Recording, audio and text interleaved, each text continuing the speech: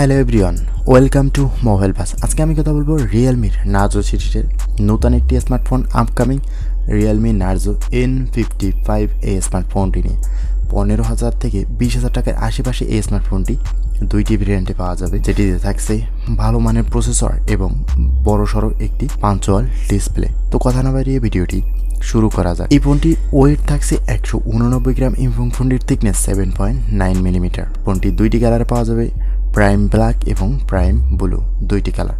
আর ফোনটিতে ব্যাক এবং ফ্রেমে ব্যবহার করা হয়েছে প্লাস্টিকের সেটআপ। ফোনটির ডিজাইনের দিক থেকে একেবারে রিয়েলমি C55 এর মতন বক্সি টাইপের বেশ হ্যান্ড গ্রিপসের একটি স্মার্টফোন। তো ওভারঅল ডিজাইনের দিক থেকে কমতে থাকছে না এই স্মার্টফোনটিতে। এরপরে আসি এই স্মার্টফোনটির ডিসপ্লে সেকশনে। ফোনটিতে বেশ বড়সড় একটি 6.72 ইঞ্চির IPS LCD ডিসপ্লে ব্যবহার করা হয়েছে, যাতে থাকছে 90Hz রিফ্রেশ রেট এবং 680 নিট ব্রাইটনেস।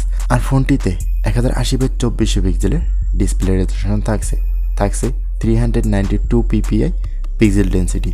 ওভারঅল ফোনটির ডিসপ্লে সেকশনে 20,000 টাকার কমের ফোন হিসেবে বেশ ভালো কিছুই থাকছে এখানে কমতি নেই স্মার্টফোনটিতে। এরপরে আসি স্মার্টফোনটির ক্যামেরা সেকশনে। ফোনটির ক্যামেরা সেকশনে ব্যবহার করেছে 64 মেগাপিক্সেলের একটি মেইন ক্যামেরার সাথে দেওয়া হয়েছে 2 মেগাপিক্সেলের ডেপথ সেন্সর, এবং ফোনটি ফ্রন্ট ফেসিং ক্যামেরায় ব্যবহার করেছে একটি 8 মেগাপিক্সেলের সেলফি ক্যামেরা। উভয় ক্যামেরা দিয়ে আপনি 1080p 30fps রেজুলেশনে ভিডিও রেকর্ড করতে পারবেন। তো ক্যামেরার দিক থেকে মোটামুটি বেশ সন্তুষ্ট থাকতে পারবেন এই বাজেটে।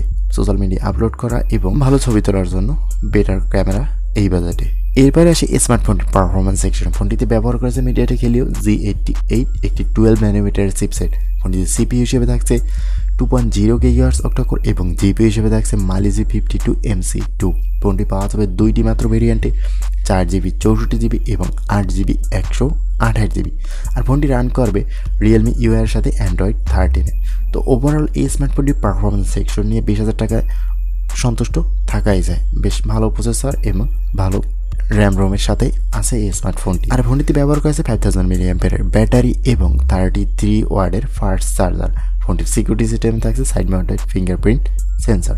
এই বাজারটি বেশ ঠিকঠাকই। 5000 mAh ব্যাটারি 33 ওয়াটের চার্জার দিয়ে আপনি পুরো দিন অনায়াসে ইউজ করতে পারেন। তো আজকের ভিডিওটি এই পর্যন্তই।